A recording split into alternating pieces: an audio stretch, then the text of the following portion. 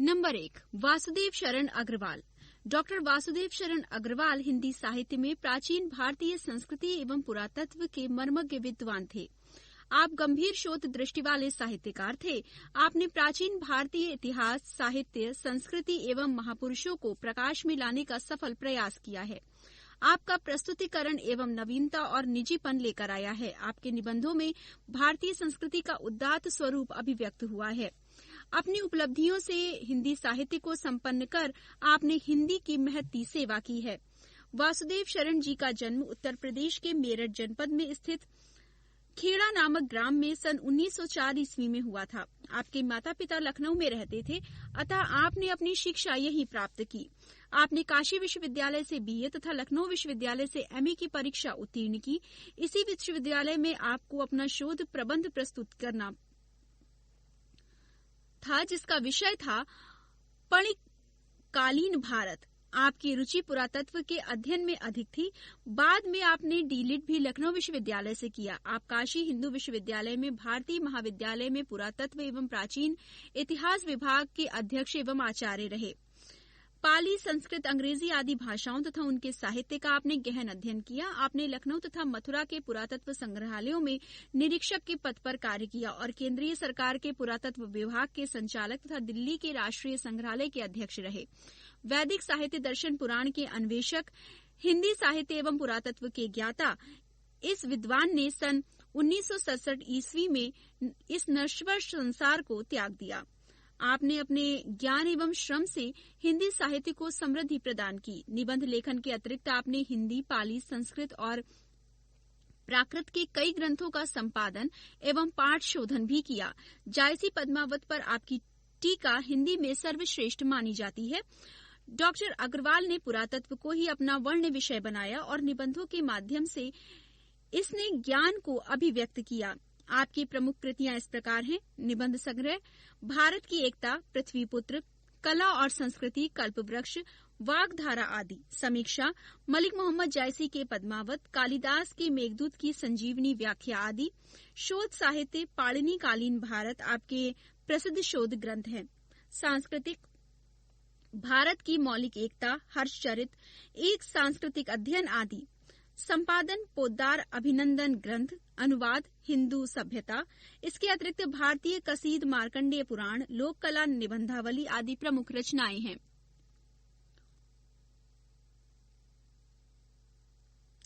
वासुदेव शरण अग्रवाल संस्कृत, पाली, प्राकृत, अंग्रेजी तथा हिंदी के प्रकांड विद्वान थे। अस्तु इनका प्रभाव आपकी भाषा पर पड़ना स्वाभाविक ही था। आपकी भाषा शुद्ध संस्कृतनिष्ठ खड़ी बोली है। आपकी रचनाओं में संस्कृत के तत्सम शब्दों का सहज भाव से प्रयोग हुआ है। सरलता और सुबोधता का ध्यान आपने अपनी भाषा में सर्वत्र रखा है। अतएव संस्कृत शब्दावली का प्राधान्य होने के बाद भी आपकी भाषा में क्लिष्टता तथा दुरूहता नहीं आने पाई है। आपने तत्सम, तद्भव और देशज शब्दों का एक साथ प्रयोग अत्यंत सहजता के साथ किया है। पृष्ठ 42। राष्ट्र का स्वरूप। निबंधकार के अनुसार राष्ट्र के 3 तत्व होते हैं। राष्ट्र की भूमि अर्थात उसका भौगोलिक विस्तार, उस भूमि पर रहने वाला मनुष्य और उसकी संस्कृति। वासुदेव शरण जी ने अपने इस निबंध में यह बताया है कि हम किस प्रकार इन तीनों तत्वों का उत्तमोत्तम विकास कर एक सुदृढ़ और श्रेष्ठ राष्ट्र का निर्माण कर सकते हैं। राष्ट्र की भूमि को समृद्ध बनाने हेतु हमें विज्ञान का सहारा लेकर उद्यम करना होगा। भूमि हमारी माता है और हम उसके पुत्र हैं। ये महती भावना ही राष्ट्रीयता का मूल मंत्र है और जब ये भाव जन जन में व्याप्त होगा तभी एक सुदृढ़ राष्ट्र का निर्माण होगा। राष्ट्रीय उन्नति और प्रगति के निर्णायक तत्व निबंधकार के अनुसार इस प्रकार हैं: प्रत्येक व्यक्ति और जाति का सर्वांगीण विकास, प्रत्येक व्यक्ति का शिक्षित और स्वस्थ होना, विभिन्न जातियों में समन्वय की उदार भावना की व्याप्ति। इसके अतिरिक्त अग्रवाल जी ने संस्कृति को मनुष्य का मस्तिष्क मानते हुए ये प्रतिपादित किया है कि संस्कृति के मूल में निहित आत्मा के आनंद भाव पर ही राष्ट्रीय एकता की नींव स्थित होती है। इस प्रकार निबंधकार के अनुसार राष्ट्र के तीनों तत्वों के विकास और पारस्परिक सामंजस्य के द्वारा ही एक श्रेष्ठ और सबल राष्ट्र का निर्माण संभव है। भूमि। भूमि, भूमि पर बसने वाला जन और जन की संस्कृति। इन तीनों के सम्मिलन से राष्ट्र का स्वरूप बनता है। भूमि का निर्माण देवों ने किया है, वो अनंत काल से है। उसके भौतिक रूप, सौंदर्य और समृद्धि के प्रति सचेत होना हमारा आवश्यक कर्तव्य है। भूमि के पार्थिव स्वरूप के प्रति हम जितने अधिक जागरूक होंगे, उतनी ही हमारी राष्ट्रीयता बलवती हो सकेगी। ये पृथ्वी सच्चे अर्थों में समस्त राष्ट्रीय विचारधाराओं की जननी है। जो राष्ट्रीयता पृथ्वी के साथ नहीं जुड़ी, वो निर्मूल होती है। राष्ट्रीयता की जड़ें पृथ्वी में जितनी गहरी होंगी, उतनी ही राष्ट्रीय भावों का अंकुर पल्लवित होगा। पृष्ठ 43। इसलिए पृथ्वी के भौतिक स्वरूप की आद्योपांत जानकारी प्राप्त करना, उसकी सुंदरता, उपयोगिता और महिमा को पहचानना आवश्यक धर्म है। इस कर्तव्य की पूर्ति सैकड़ों हजारों प्रकार से होनी चाहिए। पृथ्वी से जिस वस्तु का संबंध है, चाहे वो छोटी हो या बड़ी, उसका कुशल प्रश्न पूछने के लिए हमें कमर कसनी चाहिए। पृथ्वी का सांगोपांग अध्ययन जागरणशील राष्ट्र के लिए बहुत ही आनंदप्रद कर्तव्य माना जाता है। गांवों और नगरों में सैकड़ों केंद्रों से इस प्रकार के अध्ययन का सूत्रपात होना आवश्यक है। उदाहरण के लिए, पृथ्वी की उपजाऊ शक्ति को बढ़ाने वाले मेघ, जो प्रतिवर्ष समय पर आकर अपने अमृत जल से इसे सींचते हैं, हमारे अध्ययन की परिधि के अंतर्गत आने चाहिए। उन मेघ जलों के परिवर्धित प्रत्येक तृणलता और वनस्पति का सूक्ष्म परिचय प्राप्त करना भी हमारा कर्तव्य है। इस प्रकार जब चारों ओर से हमारे ज्ञान के कपाट खुलेंगे, तब सैकड़ों वर्षों से शून्य और अंधकार से भरे हुए जीवन के क्षेत्रों में नया उजाला दिखाई देगा। धरती माता की कोख में जो अमूल्य निधियां भरी हैं, जिनके कारण वो वसुंधरा कहलाती है, उससे कौन परिचित न होना चाहेगा। लाखों करोड़ों वर्षों से अनेक प्रकार की धातुओं को पृथ्वी के गर्भ में पोषण मिला है। दिन रात बहने वाली नदियों ने पहाड़ों को पीस पीस कर अगणित प्रकार की मिट्टियों से पृथ्वी की देह को सजाया है। हमारे भावी आर्थिक अभ्युदय के लिए इन सब की जांच पड़ताल अत्यंत आवश्यक है। पृथ्वी की गोद में जन्म लेने वाले जड़ पत्थर कुशल शिल्पियों से संवारे जाने पर अत्यंत सौंदर्य के प्रतीक बन जाते हैं। नाना भांति के अनगढ़ नग विंध्य की नदियों के प्रवाह में सूर्य की धूप से चिलकते रहते हैं। उनको जब चतुर कारीगर पहलदार कटाव पर लाते हैं, तब उनके प्रत्येक घाट से नई शोभा और सुंदरता फूट पड़ती है। वे अनमोल हो जाते हैं। पृष्ठ 44। देश के नर नारियों के रूप मंडन और सौंदर्य प्रसाधन में इन छोटे पत्थरों का भी सदा से कितना भाग रहा है। अतएव हमें उनका ज्ञान होना भी आवश्यक है। पृथ्वी और आकाश के अंतराल में जो कुछ सामग्री भरी है, पृथ्वी के चारों ओर फैले हुए गंभीर सागर में जो जलचर एवं रत्नों की राशियां हैं, उन सब के प्रति चेतना और स्वागत के नए भाव राष्ट्र में फैलने चाहिए। राष्ट्र के नवयुवकों के हृदय में उन सब के प्रति जिज्ञासा की नई किरणें जब तक नहीं फूटती, तब तक हम सोए हुए के समान हैं। विज्ञान और उद्यम दोनों को मिलाकर राष्ट्र के भौतिक स्वरूप का एक नया ठाठ खड़ा करना है। ये कार्य प्रसन्नता, उत्साह और अथक परिश्रम के द्वारा नित्य आगे बढ़ाना चाहिए। हमारा ये ध्येय हो कि राष्ट्र में जितने हाथ हैं, उनमें से कोई भी इस कार्य में भाग लिए बिना रीता न रहे। तभी मातृभूमि की पुष्कल समृद्धि और समग्र रूप मंडन प्राप्त किया जा सकता है। जन, मातृभूमि पर निवास करने वाले मनुष्य राष्ट्र का दूसरा अंग है। पृथ्वी हो और मनुष्य न हो तो राष्ट्र की कल्पना असंभव है। पृथ्वी और जन दोनों के सम्मिलन से ही राष्ट्र का स्वरूप संपादित होता है। जन के कारण ही पृथ्वी मातृभूमि की संज्ञा प्राप्त करती है। पृथ्वी माता है और जन सच्चे अर्थों में पृथ्वी का पुत्र है। माता भूमि पुत्रो अहम पृथ्वी यह।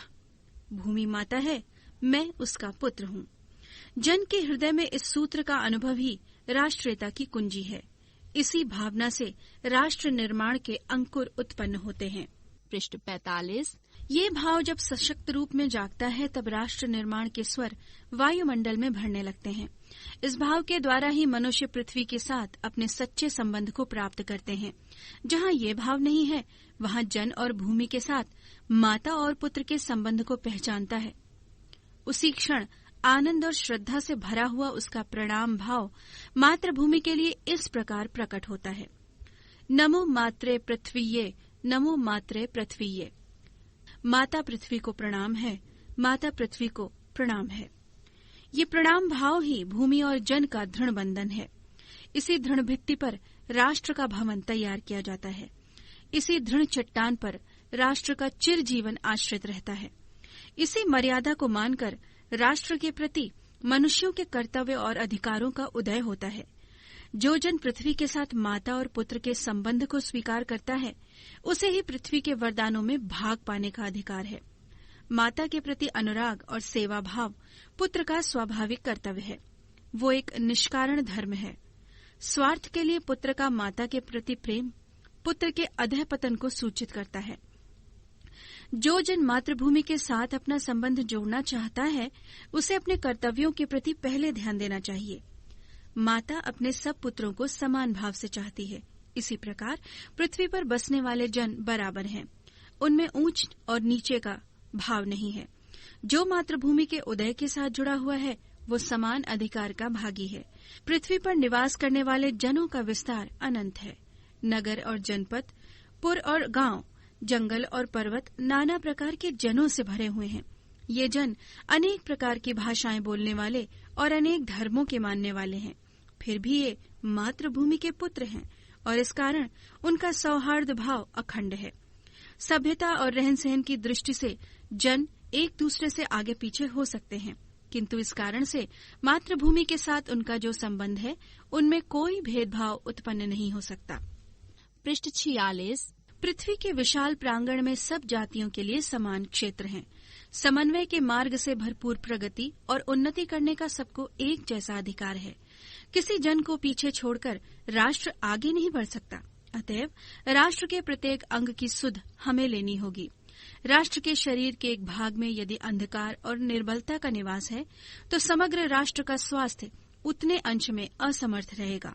इस प्रकार समग्र राष्ट्र को जागरण और प्रगति की एक जैसी उदार भावना से संचालित होना चाहिए।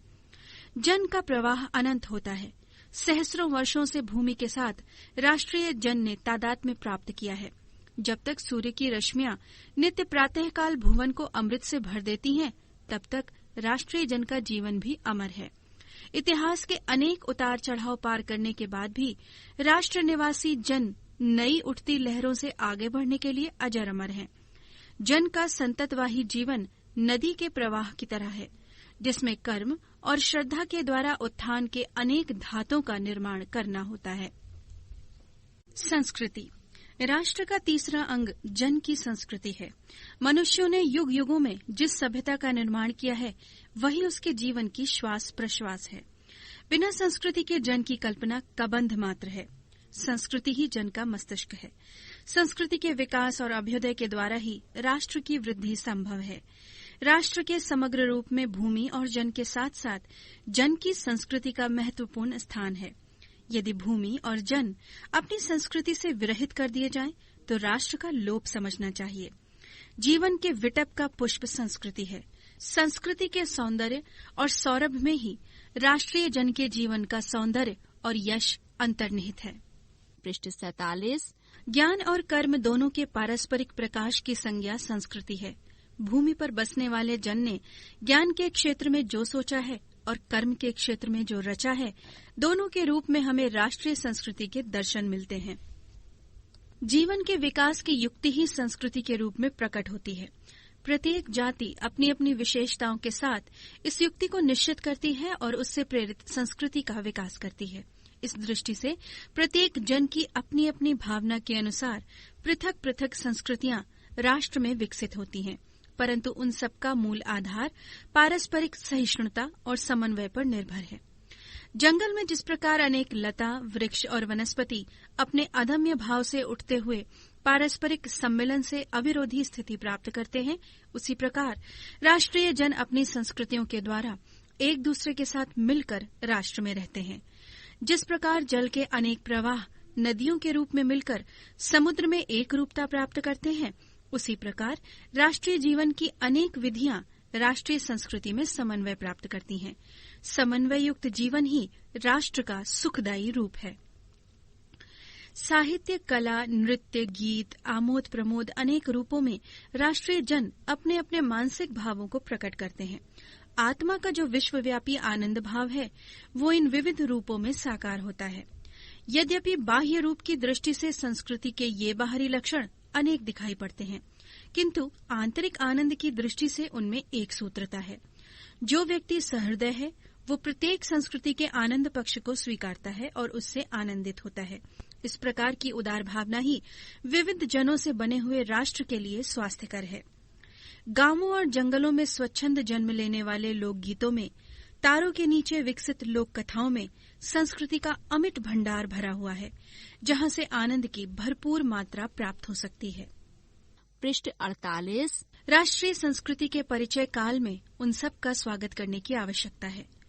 पूर्वजों ने चरित्र और धर्म विज्ञान, साहित्य, कला और संस्कृति के क्षेत्र में जो कुछ भी पराक्रम किया है, उस सारे विस्तार को हम गौरव के साथ धारण करते हैं और उसके तेज को अपने भावी जीवन में साक्षात देखना चाहते हैं। यही राष्ट्र संवर्धन का स्वाभाविक प्रकार है, जहां अतीत वर्तमान के लिए भार रूप नहीं है, जहां भूत वर्तमान को जकड़ नहीं रखना चाहता, वरन अपने वरदान से पुष्ट करके उसे आगे बढ़ाना चाहता है। उस राष्ट्र का हम स्वागत करते हैं। वासुदेव शरण अग्रवाल। प्रश्न अभ्यास। प्रश्न 1, राष्ट्र का स्वरूप किसके सम्मिलन से बनता है? प्रश्न 2, पृथ्वी सच्चे अर्थों में किसकी जननी है? प्रश्न 3, धरती को वसुंधरा क्यों कहा जाता है? प्रश्न 4, राष्ट्र का स्वरूप, पाठ का सारांश अपने शब्दों में लिखिए। प्रश्न 5, राष्ट्र निर्माण के अंकुर किस भावना से उत्पन्न होते हैं? प्रश्न 6, भारतीय संस्कृति की विशेषताएं बताइए। प्रश्न 7, राष्ट्र के स्वरूप में संस्कृति का महत्व स्पष्ट कीजिए। प्रश्न 8, भूमि और जन का क्या संबंध है? राष्ट्रीयता की भावना जागृत होने के लिए क्या आवश्यक है? प्रश्न 9, वासुदेव शरण अग्रवाल के निबंधों में भारतीय संस्कृति का उदात्त रूप व्यक्त हुआ है। प्रस्तुत निबंध के आधार पर इस कथन को स्पष्ट कीजिए। प्रश्न 10, निम्नलिखित सूक्तियों की व्याख्या कीजिए। अ, भूमि माता है, मैं उसका पुत्र हूँ। जन के हृदय में इस सूत्र का अनुभव ही राष्ट्रीयता की कुंजी है। ब, यह प्रणाम भाव ही भूमि और जन का दृढ़ बंधन है। स, माता अपने सब पुत्रों को समान भाव से चाहती है। इसी प्रकार पृथ्वी पर बसने वाले जन बराबर हैं। पृष्ठ 49। द, बिना संस्कृति के जन की कल्पना कबंध मात्र है। संस्कृति ही जन का मस्तिष्क है। य, ज्ञान और कर्म दोनों के पारस्परिक प्रकाश की संज्ञा संस्कृति है। प्रश्न 11, निम्नलिखित गद्यांशों की ससंदर्भ व्याख्या कीजिए। अ, पृथ्वी और आकाश से हुए के समान हैं तक। ब, मातृभूमि पर निवास से उत्पन्न होते हैं तक। स, जीवन के विटप का से विकास करती है तक। द, जंगल में जिस प्रकार से सुखदायी रूप है तक। य, साहित्य, कला, नृत्य से स्वास्थ्यकर है तक। शब्दार्थ: अनंत, चिरकाल, समृद्धि, संपन्नता, पार्थिव, भौतिक, निर्मूल, मिथ्या, आधारहीन, पल्लवित, फलना, फूलना, आद्योपांत, प्रारंभ से अंत तक, सांगोपांग, संपूर्ण, कपाट, किवाड़, द्वार, परिधि, सीमा, वसुंधरा, वसुओं अर्थात निधियों को धारण करने वाली पृथ्वी, अभ्युदय, उन्नति, प्रतीक, संकेत चिन्ह, जिज्ञासा, जानने की इच्छा, पुष्कल, प्रचुर या विशाल, निष्कारण धर्म, ऐसा धर्म जिसमें स्वार्थ की भावना नहीं रहती है, सौहार्द, मित्रता, प्रांगण, मैदान, समन्वय, भेदों की एकता, संयोग, मिलाप, समग्र, संपूर्ण,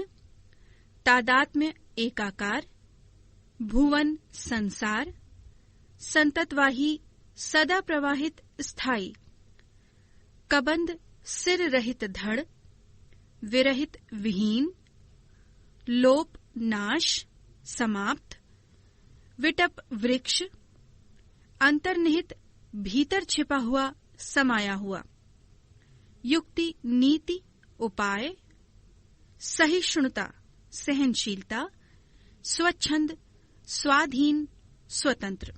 पृष्ठ 50।